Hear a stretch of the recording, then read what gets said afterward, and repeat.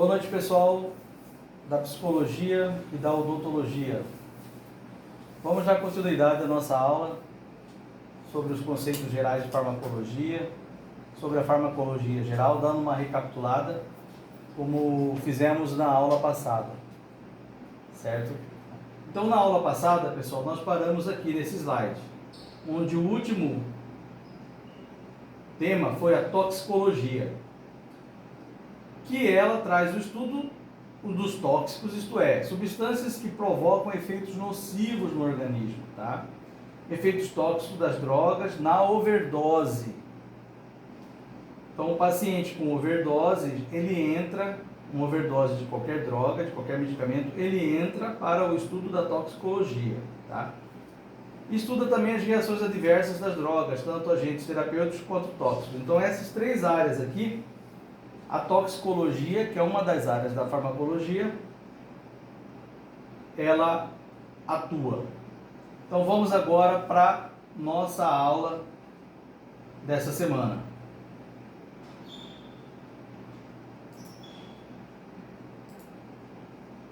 Continuando aqui, nós temos a farmacovigilância. O que seria a farmacovigilância? É uma área da saúde pública. Ela vai registrar, avaliar todas as reações indesejáveis dos medicamentos usados com ou sem receita médica para fins diagnósticos, preventivos ou terapêuticos, certo? Então, é uma área do governo, tá? É uma área governamental. Isso tem no Serviço Público de Saúde, que é a farmacovigilância, tá? Farmacomania, mas que nome estranho esse, né, professor? Sim, é mais abrangente na área da psiquiatria, o pessoal da psicologia aqui está mais afinizado com isso. Ou seja, mania de consumir e indicar medicamentos sob qualquer pretexto e sem propósito algum, farmacomania, tá? Ou seja, tem aquelas pessoas que têm mania, é um hipocondríaco de consumir e indicar medicamentos. E não tem justificativa para isso, tá? Então a pessoa cria o vício, o hábito de estar por qualquer coisinha tomando remédio. Farmacodependência, pessoal. O próprio nome já diz, tá? Dependência, causa dependência do fármaco.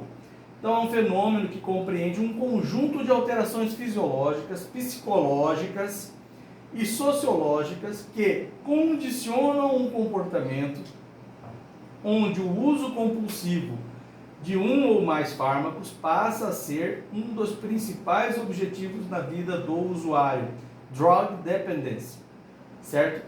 Ou seja, a pessoa que está dependente químico, tá? E psíquico de uma droga, de um fármaco, seja ela lícita ou ilícita, certo? E aquelas que são também trazidas como medicamentos para fins terapêuticos, em doses excessivas ou doses exageradas, se tornam veneno e causam dependência química e psíquica, certo? E aí, essa dependência traz alterações fisiológicas, o organismo fica totalmente dependente dele, alterações psicológicas e sociológicas, ou seja, a pessoa começa a ser um problema na sociedade onde ele vive. Correto, pessoal? Vamos seguir aqui. Entramos aqui na farmacologia clínica. Do que se trata a farmacologia clínica? Parte da farmacologia que estuda os medicamentos administrados ao ser humano, tá? Com a finalidade de avaliar a sua eficácia e segurança no tratamento das doenças. Então, os medicamentos que são industrializados, fabricados na indústria farmacêutica, esse departamento aqui, essa área da farmacologia, a farmacologia clínica, ela vai estudar esses medicamentos, a sua eficácia e segurança no tratamento de doenças para os seres humanos, tá? É ela que controla isso aí. Então ela estuda também e avalia a segurança e a eficácia dos fármacos no corpo humano, tá? Triagem de novos fármacos após testes em animais de laboratório e realização de testes clínicos com a utilização de indivíduos normais, voluntários e pacientes. Tá? Então ela cuida toda de uma linha de pesquisa, tá? Sobre a eficácia, sobre a atuação do medicamento nos seres humanos, certo? Ela inclui testes pré-clínicos. O que são testes pré-clínicos? Testes realizados em laboratório e com animais. E testes clínicos, são testes realizados em seres humanos. Então, quando a gente está realizando, quando a farmacologia, melhor dizendo, está realizando um teste pré-clínico, é sempre em laboratório e com animais. Quando o teste é clínico, são realizados em seres humanos. Testes da eficácia e segurança dos medicamentos no tratamento de doenças. Tá bem claro, pessoal? Farmacopeia. O que vem a ser farmacopeia? É todo compêndio, todo livro, todo texto ou todo conglomerado de textos que reúne descrições técnicas dos fármacos e medicamentos, sua composição e métodos de dosagem. Então, farmacopeia é um acervo de conteúdo literário sobre o assunto de fármacos e medicamentos, de farmacologia de uma forma geral. Continuando, pessoal.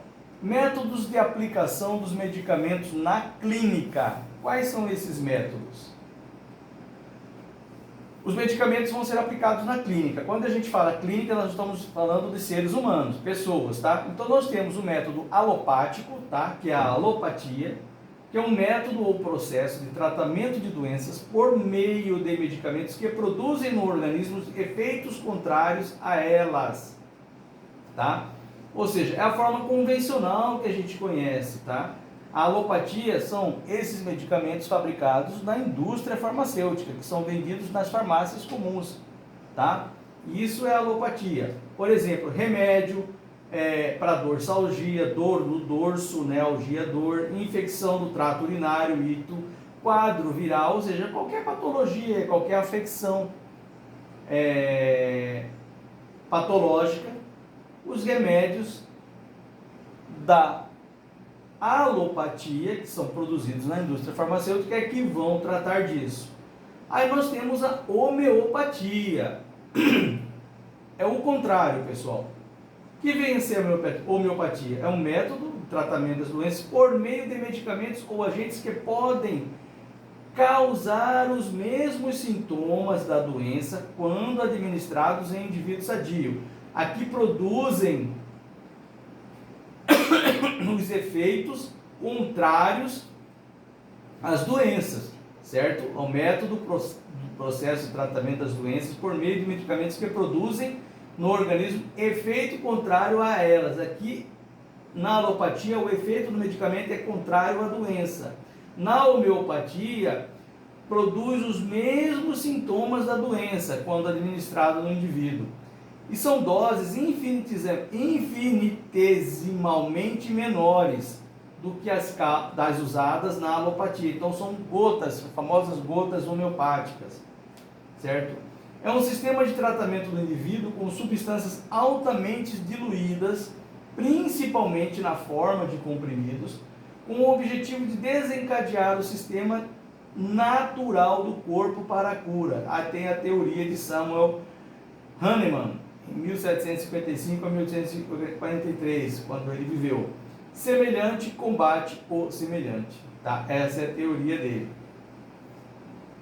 Então, pessoal, aqui na homeopatia, o medicamento vai estimular o corpo a desenvolver um sistema de cura natural contra a doença, certo?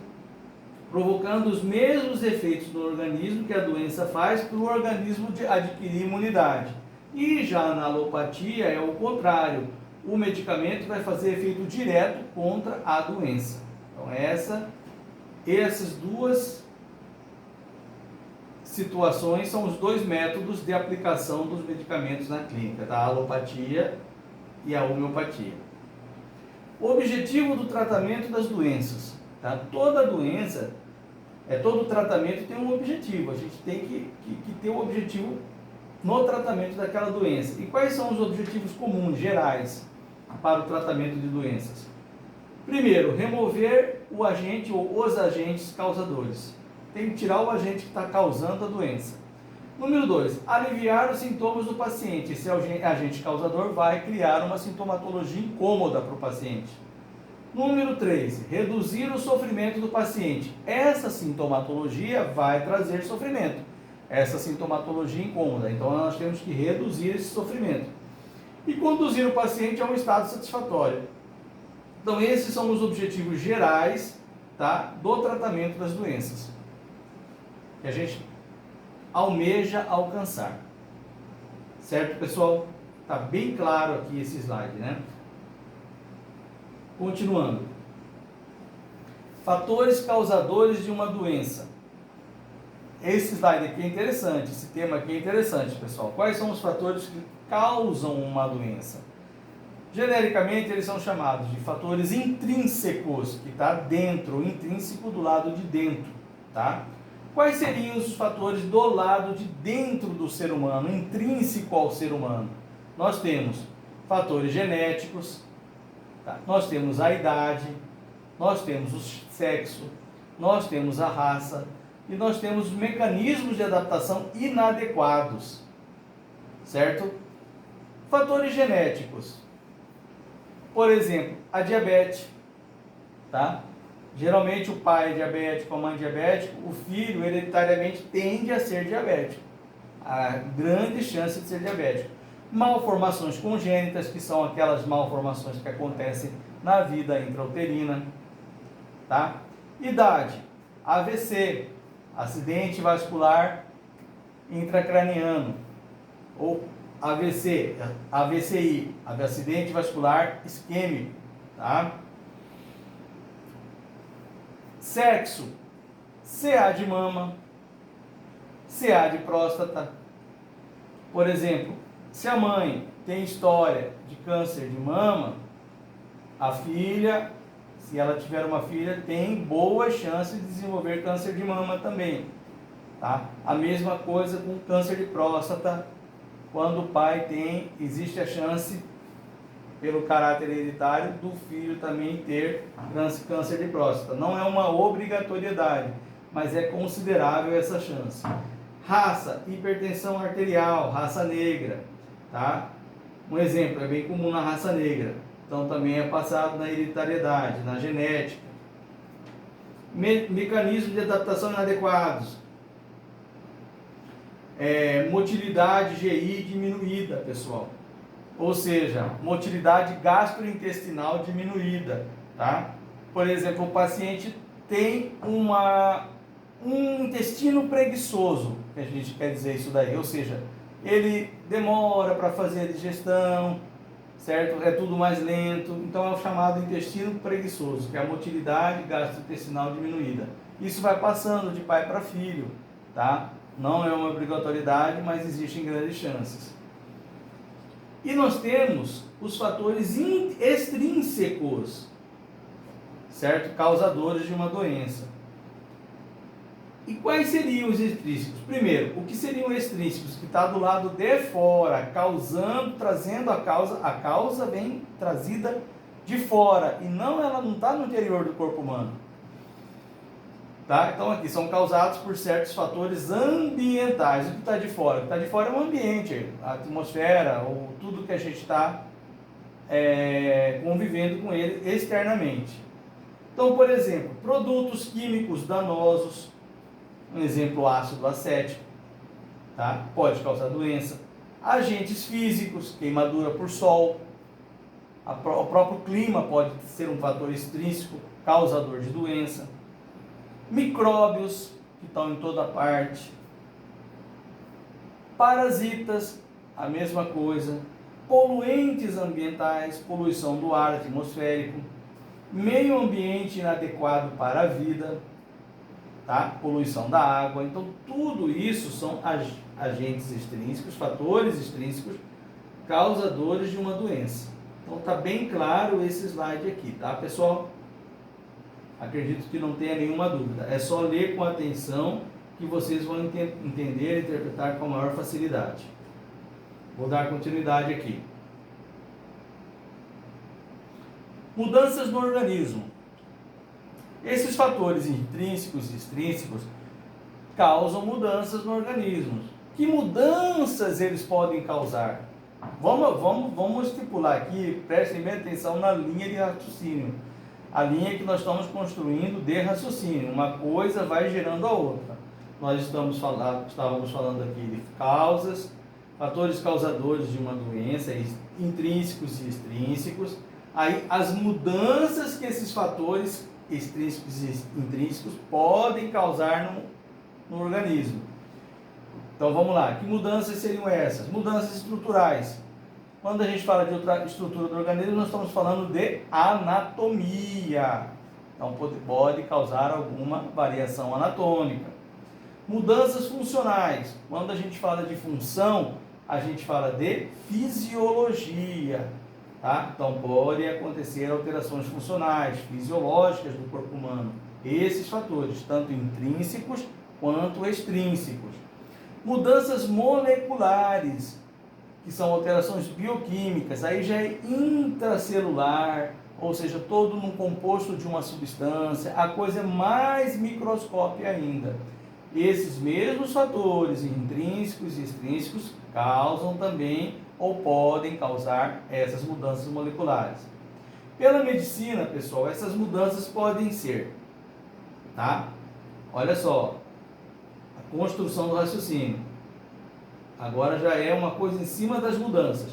Elas podem ser identificáveis e quantificáveis. Nós podemos, através das ciências médicas, identificar essas mudanças, tá? E quantificá-las. Um exemplo, RAS, que letra por letra quer dizer hipertensão arterial sistêmica, certo? Bem tranquilo aqui a linha de raciocínio, né? Continuando. Então, pessoal, se a gente pode identificar e quantificar essas mudanças, então vamos prestar atenção nesse esqueminha aqui. Fatores intrínsecos e extrínsecos causam doenças orgânicas que ocasionam mudanças, e essas mudanças orgânicas podem ser identificáveis e quantificáveis. Aqui o esqueminha que traduz o que a gente acabou de falar nesse slide aqui. É só prestar atenção nesse esquema aqui, certo? Tá bem esclarecido, tá? Uma coisa puxa a outra. Modalidades de tratamento das doenças. O que seria isso? Nós temos 3 modalidades de tratamento para doenças do ser humano, tá? Quais seriam elas? A modalidade de tratamento clínico. A gente tratar doenças do ponto de vista clínico. Tem doenças que são tratáveis clinicamente, não há necessidade de intervenção física, certo? De procedimentos, de alteração estrutural para se resolver o problema. Então, dentro da modalidade de tratamento clínico, certo? O que acontece? Ela é indicada nas mudanças funcionais e moleculares. Como que a gente faz? A gente utiliza fármaco ou combinação de fármacos, tá? Mudanças no estilo de vida e repouso, tá? Então a gente vai tratar clinicamente, não tem procedimentos, nem cirurgias, nem alterações anatômicas, simplesmente com orientações, terapêutica medicamentosa e avaliações e acompanhamento, tá? Exemplo aqui, amidalite bacteriana, virose. Como é que a gente trata uma amidalite bacteriana? Infecção das tonsilas palatinas, que são as amígdalas. Com remédio, com antibiótico, certo? Antibiótico e analgésico, antibiótico, analgésico e anti-inflamatório, tá? E sara, e resolve, combate o micro-organismo que é uma bactéria que está causando. Pode ser vírus também, amidalite por vírus? Pode ser, Toma-se remédio? Toma-se remédio. Remédio mata o vírus? Não, ele melhora a condição do organismo. Para vírus não tem remédio, para bactéria tem, é um antibiótico.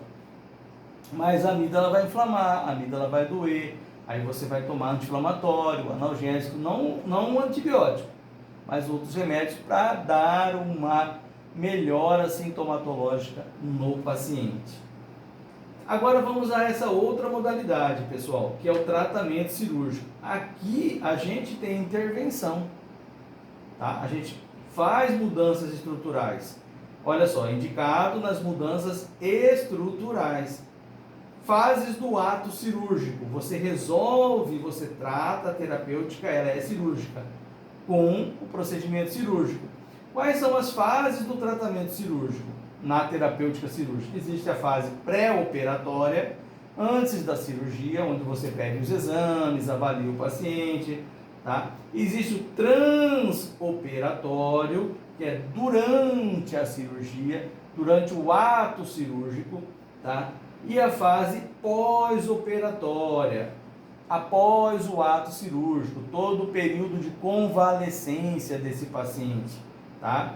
Então, o tratamento cirúrgico é dividido em 3 fases. Se eu perguntar na prova para vocês, fazer a seguinte pergunta: quais são as modalidades do tratamento das doenças? Aí vocês vão responder: tratamento clínico, tratamento cirúrgico e tratamento psiquiátrico. Como se divide, subdivide a etapa cirúrgica? Aí vocês vão responder: pré-operatório, transoperatório e pós-operatório. Explique cada uma delas. Aí você vai explicar cada uma delas de acordo com essa explicação que eu acabei de falar para vocês. E existe outra modalidade aqui de tratamento também, que é o tratamento psiquiátrico, tá? Barra psicológico. Muitos deles precisam do apoio do tratamento psicológico também. O psiquiátrico, do ponto de vista médico, tá, é o tratamento indicado nas alterações de substâncias denominadas de neurotransmissores e neuroreceptores. Tá? Essas substâncias que são carreadas por esses neurotransmissores e neuroreceptores, elas alteram por um motivo qualquer, por um gatilho qualquer, tá? E muitas vezes nem se descobre o gatilho. Elas alteram em quantidade, em dosagem, tá? Onde há uma dificuldade de serem levadas para o sítio de ação pelos neurotransmissores ou de serem recebidas por esses neuroreceptores, tá? Que são os mensageiros que levam as informações das substâncias, principalmente as substâncias do ponto de vista neurológico, que são produzidas na glândula pineal ou nas outras glândulas do organismo, tá? Há uma bagunça, há uma alteração nesse sistema de substância, onde o reflexo que dá no organismo vem através de várias sintomatologias clínicas. O paciente altera o humor, o paciente fica agressivo, o paciente fica depressivo, o paciente fica com ideias suicidas, fica tendo sensações de visões, de uma série de alterações emocionais. E aí, a medicação psiquiátrica, que é passada por um médico psiquiatra, é no sentido de equilibrar essas substâncias que estão em desarmonia, estão em desequilíbrio com a dosagem habitual circulante no sangue, com os valores de referência dessa substância. Então, o tratamento médico consiste em reequilibrar isso aí para que o paciente volte a um quadro normal de comportamento, um quadro normal de reações fisiológicas, certo? E neurológicas. Então, basicamente, consiste nisso o tratamento psiquiátrico. E muitas vezes, certo? Precisa do acompanhamento psicológico também, do tratamento psicológico. As duas coisas associadas, psiquiatra e psicólogo. Certo, pessoal? Então, essas são as 3 modalidades do tratamento. Estamos aqui no slide. Tratamento de doenças. Continuando, pessoal. Dando nome aos fármacos. Isso aqui é interessante, tá? Essa parte. Vocês já viram muito essa expressão, o que é nome químico, genérico, nome ético, comercial, então tudo tem um esclarecimento, tudo tem uma denominação. O que seria o nome químico? Pessoal, o nome químico do fármaco é um nome científico que descreve com exatidão sua estrutura atômica e molecular. Tá? Isso é o nome químico do fármaco. É difícil de ser empregado, quase nunca se emprega, porque ele é bem complexo para falar, para escrever. Tá? Genérico, as pessoas confundem químico com genérico, não tem nada a ver uma coisa com a outra. É a abreviatura do nome químico. Tá? Seria o nome reduzido, o apelido carinhoso do nome químico. Ele é específico de cada droga e é conhecido internacionalmente. Nome comercial é o nome de marca ou de propriedade, quem patenteou aquele medicamento.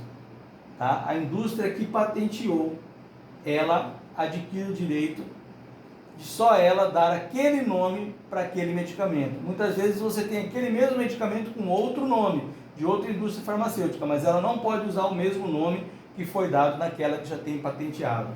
O nome comercial, pessoal, é o mesmo que ético, tá? É a mesma coisa. O nome ético do medicamento ou o nome comercial, tá? Ou de referência.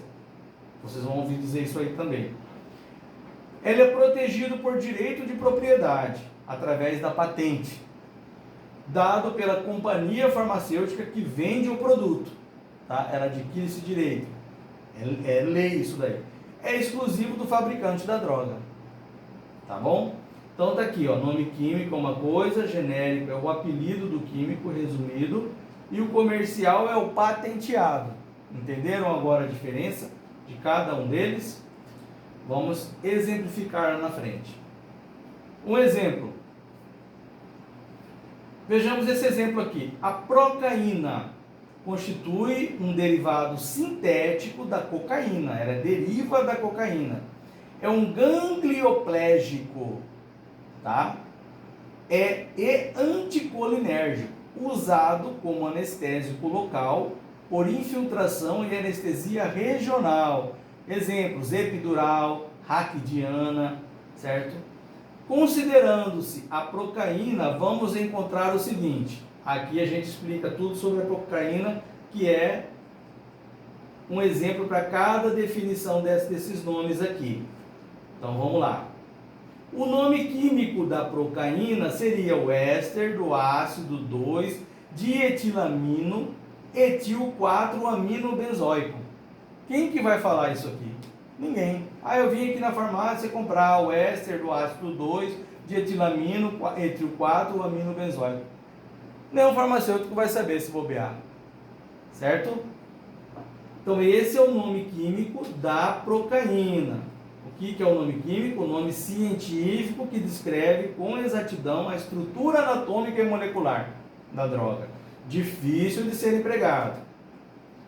Qual seria o nome genérico da procaína? Pegando esse exemplo da procaína. Procaína. Esse é o apelido que ela ganhou, certo? Esse é o genérico, tá? O que é o genérico?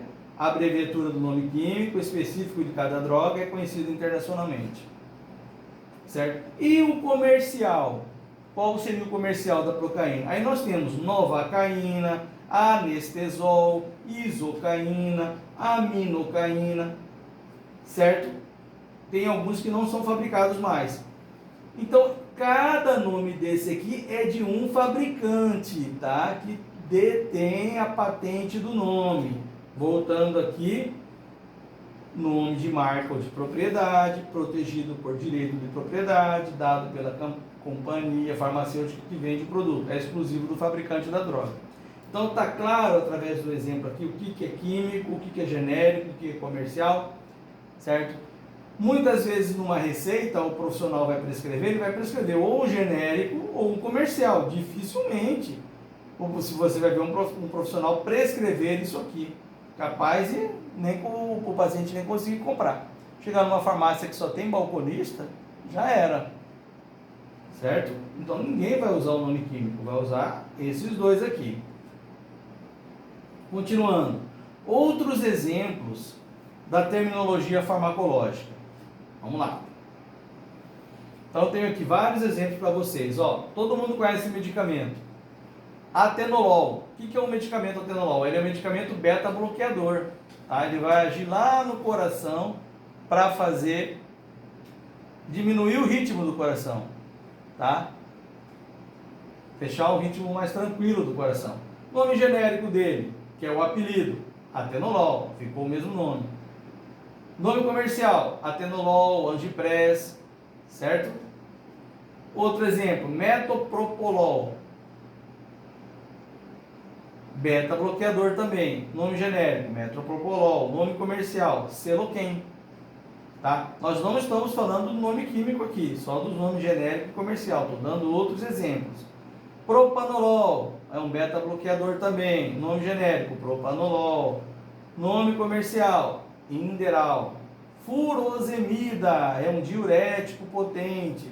Genérico dele, furosemida, leva o mesmo nome, tá? Comercial, Lasix. Clortalidona, diurético de ação prolongada, tá? Ou seja, ele é de armazenamento. Nome genérico, clortalidona. Nome comercial, Higroton. Sibutramina, anorexígeno. Nome genérico, Sibutramina. Comercial, Reductil.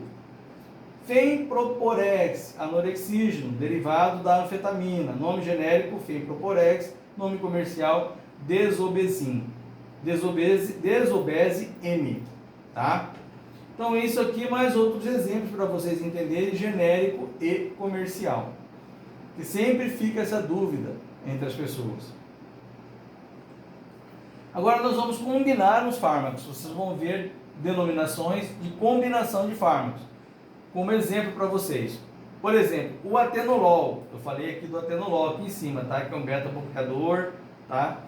Então, uma combinação do atenolol com outro medicamento. Olha só.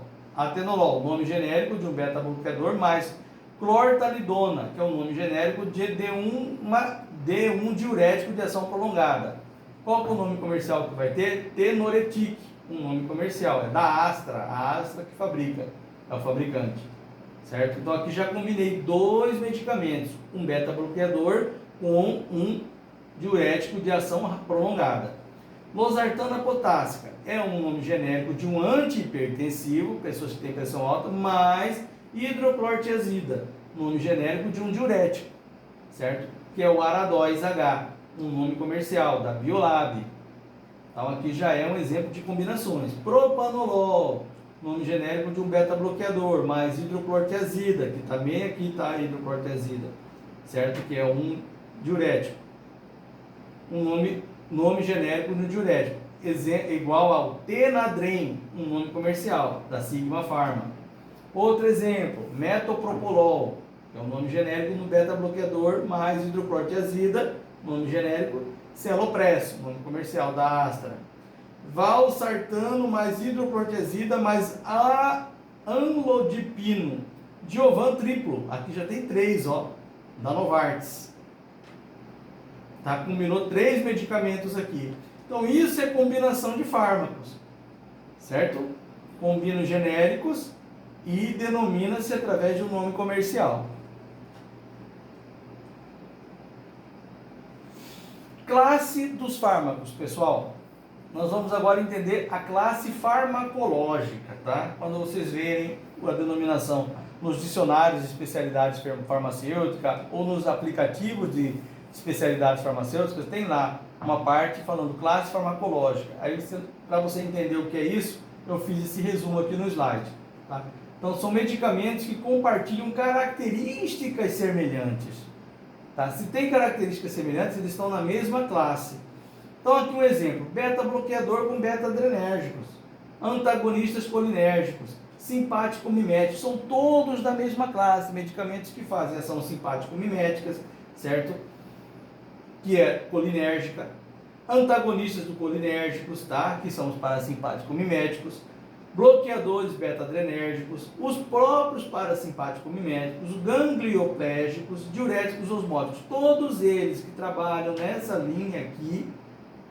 todas as drogas que fazem essa mesma atuação, tá? Com nomes genéricos diferentes, são da classe, a mesma classe farmacológica, certo? Classe terapêutica já é uma outra denominação, tá? Presta atenção, estava falando de classe farmacológica e agora classe terapêutica. O que são isso? São os medicamentos que se agrupam pelo uso terapêutico, ou seja, a indicação de tratamento, certo? Fica mais fácil entender assim, a indicação de tratamento. Por exemplo, os antihipertensivos está na classe terapêutica, vai tratar hipertensão. Os antihemorrágicos vai tratar hemorragia. Os antiarrítmicos vai tratar arritmia. Antianginosos vai tratar angina de peito. Antiagregantes plaquetários vai conduzir a questão da cascata, o efeito da cascata da coagulação, não vai deixar a plaqueta agregar, ou seja, vai afinar o sangue. Tá? Anticoagulantes também não vai deixar coagular o sangue. Antidepressivos vai evitar o quadro depressivo, a questão emocional, psico, é uma doença social e uma doença fisiológica, também neurológica, porque ela é psiquiátrica, tem alterações de substâncias neurológicas no organismo, tá? A depressão. Antianêmicos, a anemia. Antimicóticos, micoses de uma forma geral. Anticoncepcionais, remédios para evitar a concepção, certo? Ou evitar a gravidez, e etc. Então essa é a classe terapêutica. Aqui nós temos a classe farmacológica, para vocês poderem entender. São agregados pela ação dos fármacos. E aqui são agrupados para a indicação de tratamento. Origem dos medicamentos, pessoal. Tradicionalmente, os medicamentos são derivados de 3 fontes nesse planeta que nós vivemos: fonte animal, fonte vegetal e fonte mineral. Tá? Não tem ainda onde originar, a não ser que seja desses 3 reinos aqui, certo? Atualmente são desenvolvidos medicamentos sintéticos fabricados na indústria e isentos de impurezas, tá? Se eles são industrializados, eles são sintetizados, portanto, isentos de impurezas.